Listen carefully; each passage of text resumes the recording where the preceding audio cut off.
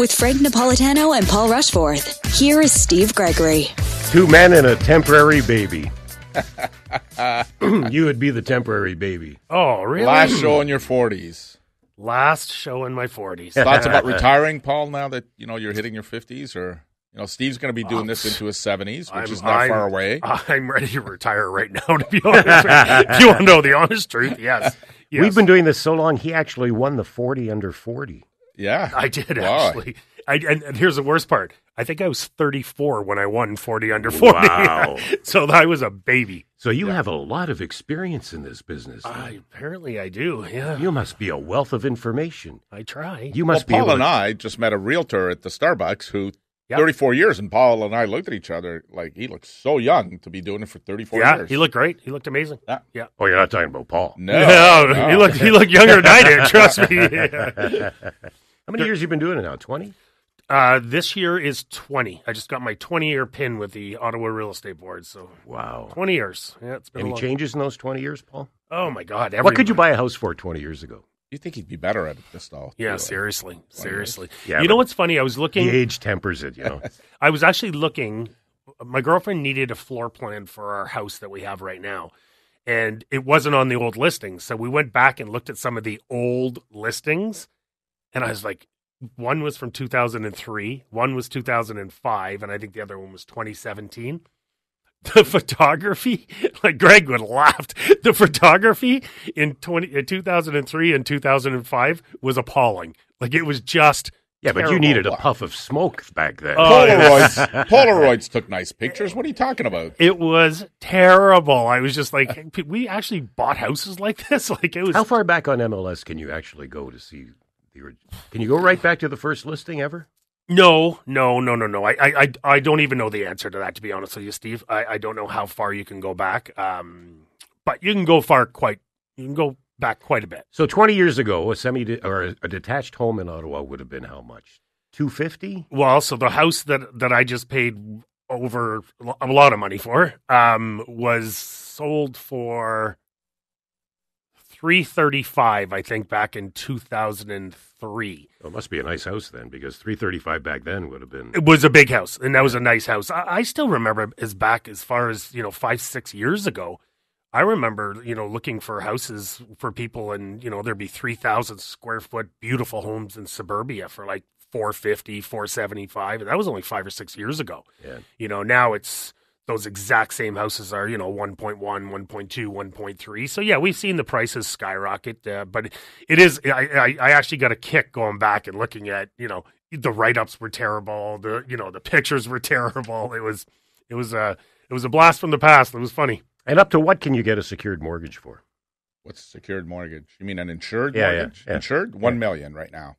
We're hoping that number goes up, but I'm not so sure they're going to tackle that one just yet, this budget. I think it's probably later on this year that we'll see that number go to $1.25 million. We did get a little bit of good news, did we not? I know Band-Aid. It's a bit, like we talked about, it's a bit of a Band-Aid. Depends how you look at it. Well, it's a bit of a Band-Aid, It's a small Band-Aid.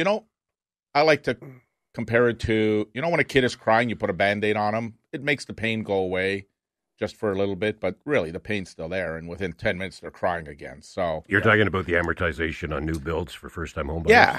It needed to be for all first-time home buyers, and here they are. Why just first-time home buyers? Well, that's and why just new builds? Yeah. Well, that's the bigger question: is why just new builds when we're struggling to build houses to begin with? Is this going to motivate builders to build more? Well, the quick answer is I don't think so.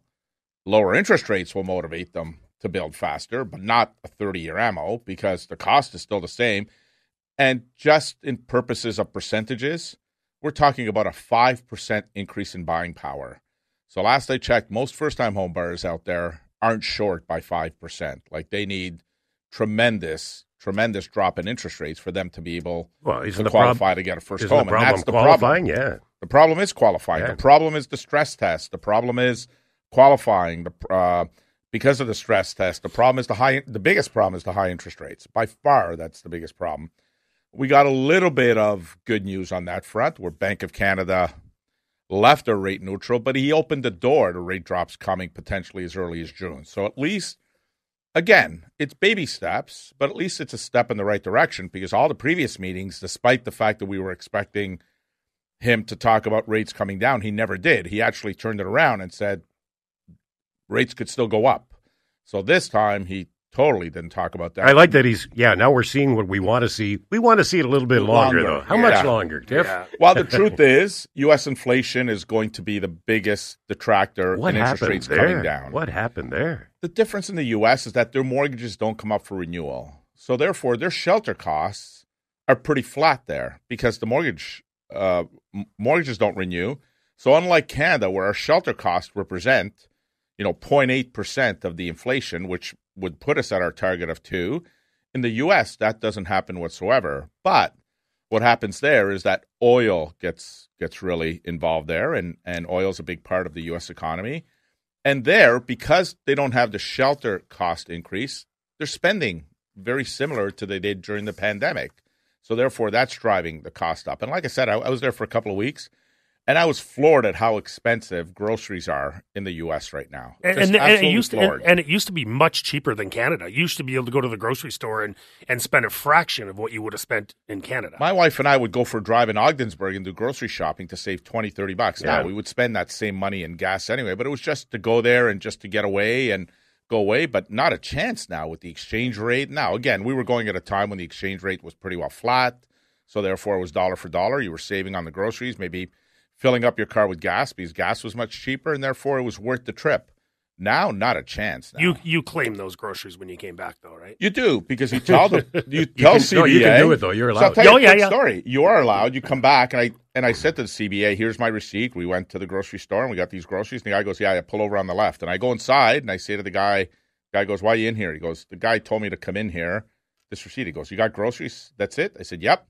He goes, "Go home. I don't know why he sent you in here," kind of thing. So you can do groceries. Yeah, well, maybe because it was maybe booze and cigarettes or something like that. I don't do that. No, that's I know. Me, I'm just saying, but that's probably Doesn't what do one of those. No, I was just one of those guys in a mood that day, I think, sometimes, right? You get. But why is their inflation rate gone from 3.2 to 3.5 when ours is below 3 now? Well, he because, just again, said shelter cost. Shelter costs. Well, they're not moving. No one's moving. Shelter costs aren't moving there. Everything else is moving because their economy is still robust.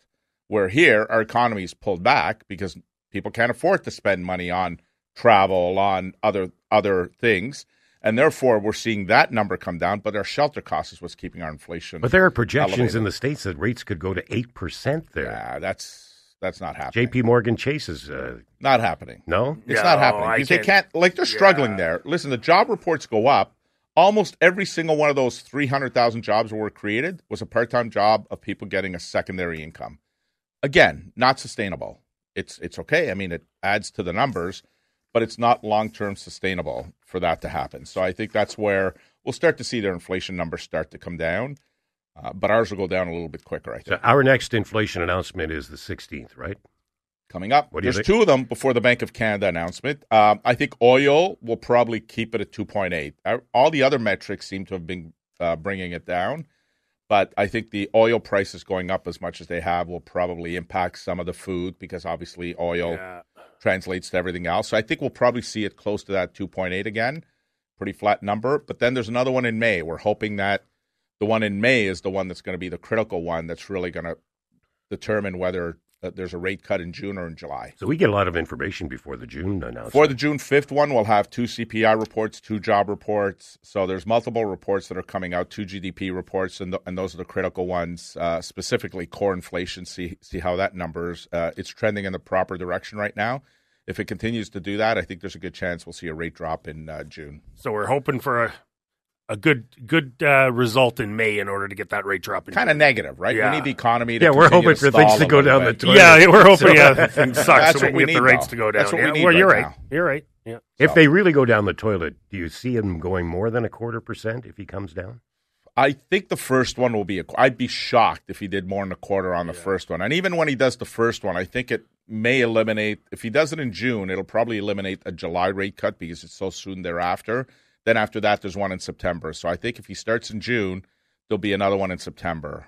Either way, I think there'll be one in September. I just think that the question is whether the first one will be in June or in July. And what do you think? 1% this year? I think 3/4 of a point this year. I think there'll be one in June or July, one in September, and then one in November. That'll be great. That'll be. I mean, we're already enough to get things rolling, though? I think so. For 2025. I don't think it's going to make a big difference in 2024. No. And then there'll be another one, I think, in early 2025, which will really set the stage for a robust spring market, assuming the builders start putting shovels in the grounds too, and we start to get more supply. Keep in mind, when they're starting to lower rates is when we're going into our slower time. So I agree with Frank in the way that the end of 2024 might be good, but I think as the rates come down and we have another one at the start of spring in 2025, I think we're going to have a strong start to 2025. But every year you wait, the more difficult it is to afford a house because they're anticipating home values to go up, 5% this year in Ottawa? Yeah, That's what needs to stop, though. So, sorry, just not to... What are you about to say? Not to interrupt? Not to interrupt you. But I went to a luncheon this week with Sean Fraser, the Minister of Housing, and he's so adamant, and I think he's got his heart in the right place. I'm just not sure it could happen. But he made it very clear we need all three levels of government to work together because the biggest thing that's holding builders back, apart from higher interest rates, is, and he kept saying DCs, and finally somebody said, what's a DC? Development charges. Yeah. Development charges are the biggest thing, and he actually came out and said, it's a six-figure income before a builder puts, six-figure income before a builder puts a shovel in the ground. That needs to be better. The governments need to work together to make sure that those development charges come down into the $30,000, $40,000, $50,000 range instead of $100,000, $120,000, so that the builders now can put up homes and the consumers aren't paying as much. Well, there was, remember the article that, I know we have to go to break, but remember the article that came out, I don't know, maybe 2, 3, 4 years ago, saying how, builders, 25% of their cost is just permits and garbage, and soft costs and garbage like that. Yeah, needs to be better. After the break, I had a conversation with a builder buddy. I'll tell you what he had to say. 521-TALK, 521-8255. We'll be right back. Welcome back. Paul Rushforth here, Frank Napolitano here.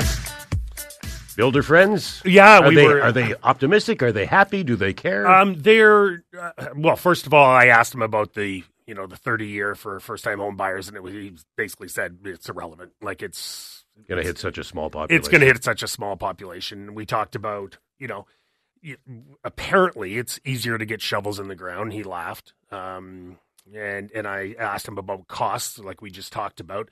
Laughed at that as well. It's not easier for builders. It's just not. I know the government's saying it is easier. It's not. We're definitely not building homes fast enough. We're definitely not building a lot of high density homes enough. Well, why wouldn't they bring these costs down? They're going to get it in tax dollars down the road anyway, and it'll solve the housing problem. He said that I said to him, I said, listen, years ago an article came out that I can't remember the number, but I think it was close. It was huge. It was big. It was 25, 27, 28% or something like that of a builder's costs is pretty much useless costs, permits, that kind of stuff, and soft costs and all that stuff. And I said, the government's out there saying that those costs have come down and they're like a fraction of that now. He's like, no.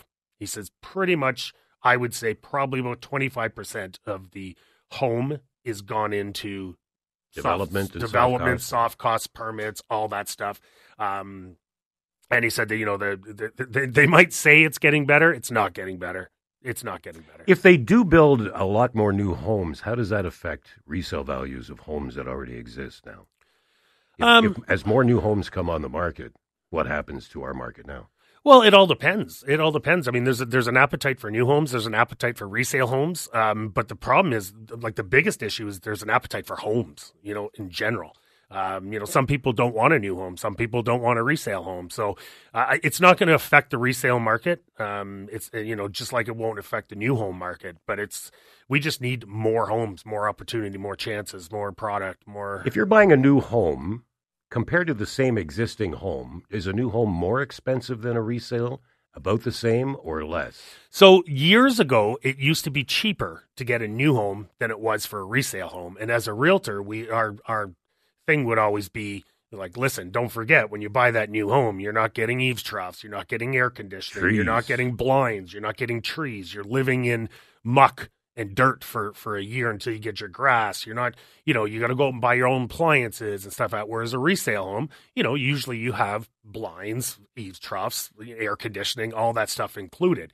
So it used to be cheaper to buy new homes. And then as we went through the cheaper in the short term, you mean? Yeah. And then as we went through the pandemic, builders started, they led the way. Builders led the way, increasing the prices of homes, and resale homes followed suit. And now we're about par. Like, you're looking at about, the same type of money for a resale home as you would get in a brand new home. But once again, you have to pay a lot of extras afterwards when you buy a brand new home. I'd love to know what the number is for first-time home buyers that actually buy new builds. Yeah, I would too, actually. I don't know that number, but I can't imagine it's that high, and that's why I can't imagine this is going to make much of an impact. It wasn't high for a number of years. I think it'll be higher now. And the reason I say that is because at the prices of homes, along with the interest rates, a lot of those used to be bought up by people looking to buy investment properties. Well, you're underwater if you're buying an investment property today. A brand new build is an investment property. So I've had a number of clients over the last year and a half that have called me, and because the house was delayed, the interest rates have gone up as much as they have. All of a sudden, it doesn't make any sense to close on those homes. Not to mention the fact that the value has gone down from when they bought it, because they bought it at the peak. So now their value's gone down $100,000. The interest rate's gone from the 2.5% up to 5.5%. And when you do the cost analysis, and they got to put a bigger down payment, so all of a sudden this thing doesn't make sense, and they're walking away from their $50,000, $100,000 deposits. So we're seeing that we're seeing that quite a bit now. We've seen it probably over the last year. We've seen it a lot. On resales, you mean? No, on new builds. Yeah. New builds, because what's happening is people are buying these new builds, and let's say they're paying, I don't know, $700,000 for them. By the time they move into them, maybe they put a $50,000-$70,000 deposit down. By the time they move into them, they're now worth $625,000, $630,000. Yeah. And some people are saying, I might be smarter to walk away from my deposit and not sell my house, because now my value of my home has gone down as well. So they're not in the driver's seat. So we're seeing a lot of people walk away. We have lots of clients that have walked away from new builds. Wow. Yeah. RRSPs now up to $60,000. That going to make a difference? Who's got $60,000? Yeah. That was my question. It's like hardly. I don't know what the number is, but I think it's less than 5% of Canadians who are buying their first home have $35,000. So what's with the increasing it to $60,000? The only cohort it's going to help is you're eligible to take money out of an RSP if you're going through a marriage breakup, separation. So I think that will help somebody that might be in who's got $60,000 after a marriage separation. Exactly. Exactly. Unless we're seeing a lot of people that have been married for 25, 30, 35 years, and they're going through separation, and therefore a lot of these clients that I come across do have, nice, healthy RSPs. So at least it opens up the door for them to be able to use that RSP money at that point. But again, I mean, we're talking about a Band-Aid that's going to come off real quickly because it has no substance whatsoever. Very, very. There's a lot of PR right now that's happening. And then the fact that you don't have to start repaying it for 5 years as opposed to 2 years, that's, I don't know. I just don't see that as having any teeth at all. I always find this is a fun time of year when the election comes, and it's, all these broken promises and hot air and programs that are worth nothing come out. And it's not to mention the fact that the budget is on Tuesday. And for the past week, almost on a daily basis, they've made these announcements about why hold the budget on the 16th? Yeah. If you're going to do it every day and just leak stories out. Like I said, I leaked the 30-year amortization last weekend, and it didn't come out until Wednesday or Thursday. I think Krista Freeland announced it, but there was already rumors going around that this was coming. And that's because she wasn't going to do it until she heard you. Yeah, that's right. We'll go with that. She was waiting for your post. What does Frank say? Yeah. So, well, I could have had egg in my face too. If that didn't come true. Although I did say it's rumblings right now, but it did come to fruition. But I just think that there's a lot of. Is there anything we're going to see in this budget that will help that they haven't announced? Anything about qualifying rates? Do you think anything? Well, that's what we'd like to see. If we had a top 5 list, our list would start with lowering interest rates, or the only way to lower interest rates, I think Tiff Macklem's come out and said it. Government spending needs to come down. Based on this week, not happening. They're spending money like there's no tomorrow right now. And listen, they're putting it into housing, so they're getting a little bit of good PR pieces going into housing and not the other money they've wasted on other things. But at the end of the day, you still need all 3 levels of government to work together, and I struggle to believe that that's going to happen nice and calmly. I think there's going to be lots of occasions where they're just not going to be able to work together, and therefore these promises are out the window, no matter how much money they're throwing at it. If the provincial government doesn't want to do what the federal government wants them to do, well, then the federal government's not going to give them the money. So now it's all for nothing. So, but we all agree that housing needs to be top of mind. Apart from, to me, I think healthcare needs to be right up there. Healthcare, immigration, and housing. Yeah. Well, immigration, they're starting to do something about and lessening it, so that's good. But the healthcare is important.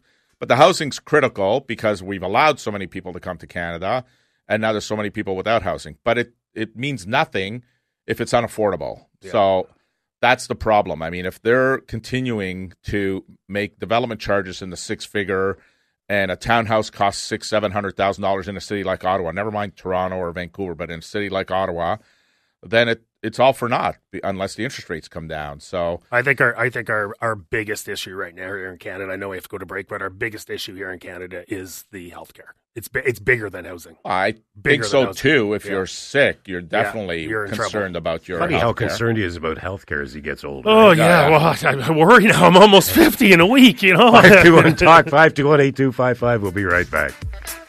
We are back. Masters Weekend. Masters Weekend, yeah. It is.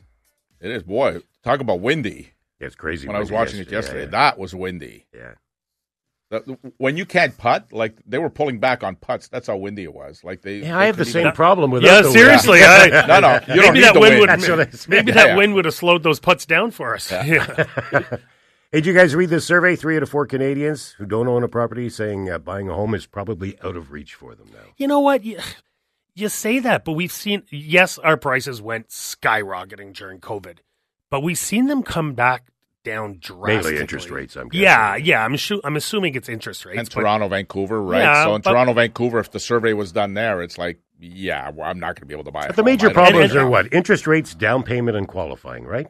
Well, here's the biggest problem is as the rates are going to start coming down, which makes things more affordable, prices are going to go up. Are they though? I think they're going up. Yeah, but okay. So if they go up 2 or 3%, that's not. That's nothing. That's a usual market. But if you think they're going to go up 10%, then I think that's going to be the problem because you're offsetting. They're forecasting 5. I get it, but you're offsetting the lowering interest rates to the higher cost, so it's not going to get us ahead in any way. I was in Dallas at my real estate conference a couple weeks ago, and my coach, who's pretty tuned in, is predicting 10.3% in Canada this year. That's what. Yeah, but he's not alone though. In Canada, they're saying 10. Yep. And then 10. for Ottawa, about 4.9. I don't buy it. Yeah, I don't either. I can't see that. I mean, you would have to have a rate drop come. You need a rate drop in a frenzy, right? But you need a big rate drop and a couple of them in a row to start that frenzy. I mean, it's.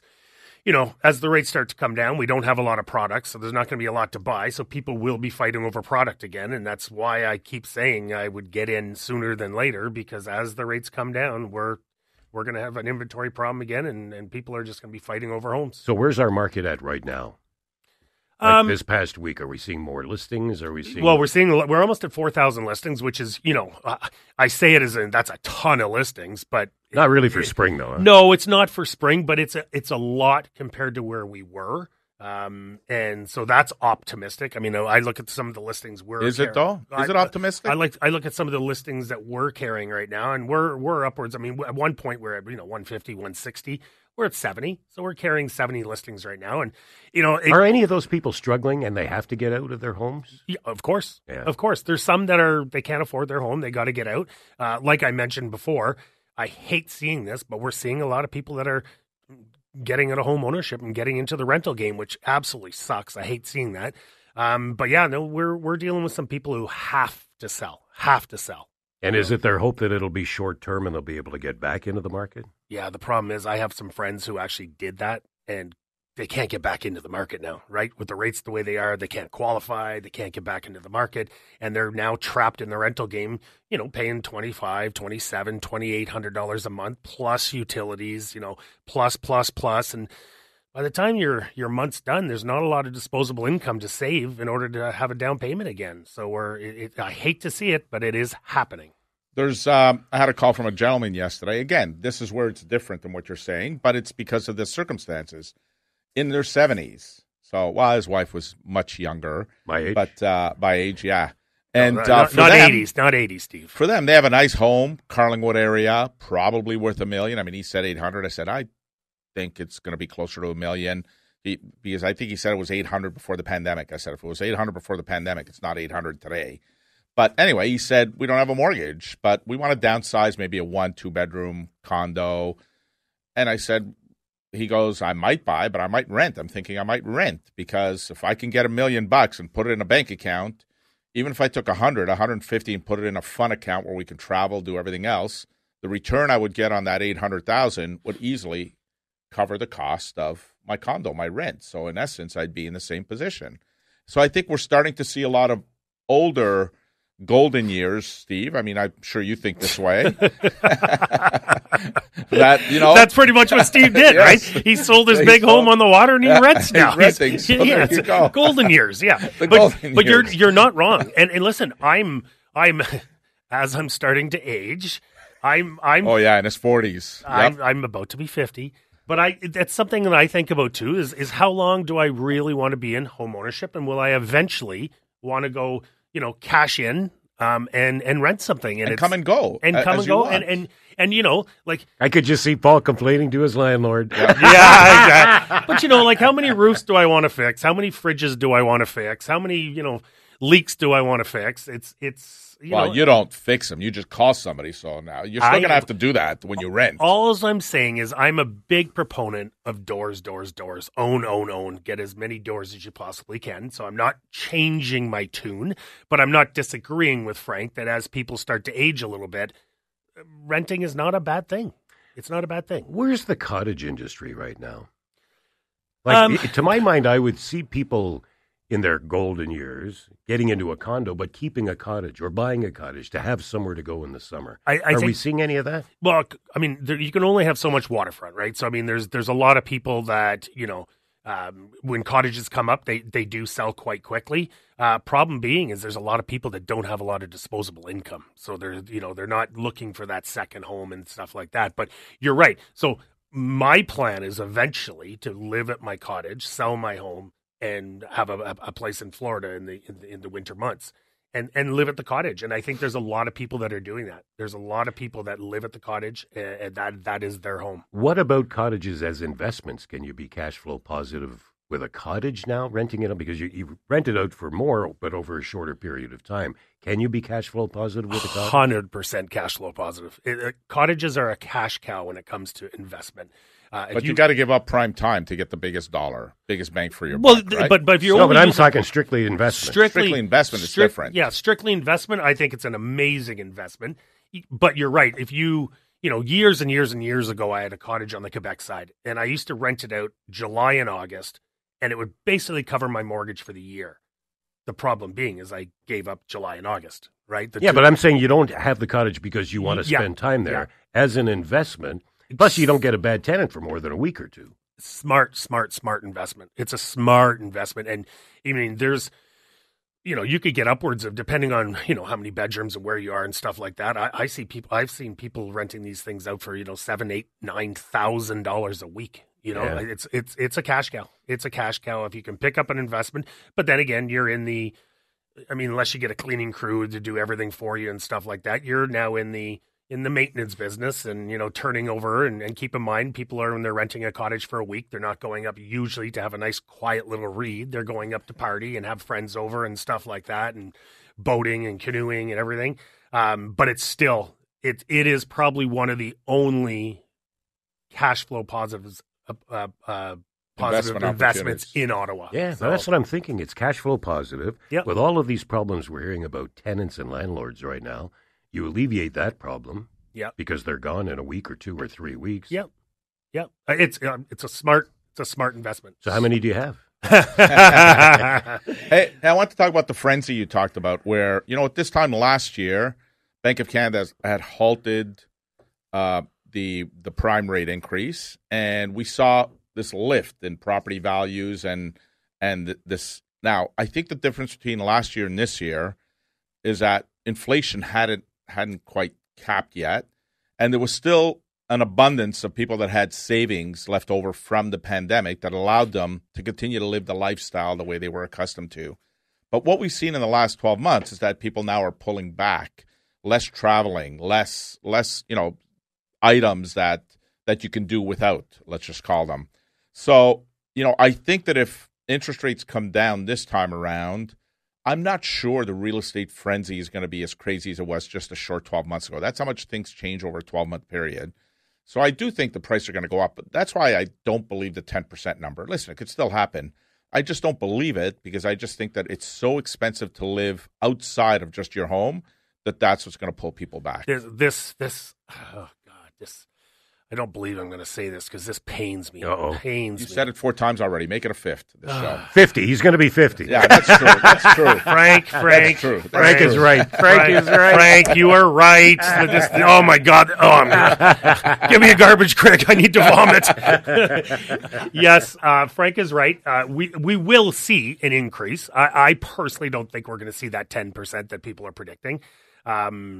We're already at 5, but I predict that we're probably going to be somewhere in the 5 to 6% range, somewhere in that. Still a good return. It's still a great return, but yeah, we're not going to see what we saw at the start of 2022, where we went up, 22% one year, 19.9% the year after. The year before that, we went up 8.4%. So, we went up 50% in 3 years. Yeah, those days it's not happening again in our lifetime. And the average value of homes today, 3% or 4% is like it was pre-pandemic, 8 or 9%. Like that's the amount that it translates to. So when the average home was $450 and you got a 3% return, you were getting $12,000. Today, the average home is $700. If you're getting a 3, it's $28,000. Yeah. So there's a big difference there. So I think the 3.4 is a nice, healthy number that I think could allow the housing market to continue to thrive. But if we see the 10%, I think it's going to pull the housing market back. I think it will too, and we might see more rate increases if that happens. If they want to slow down the housing market,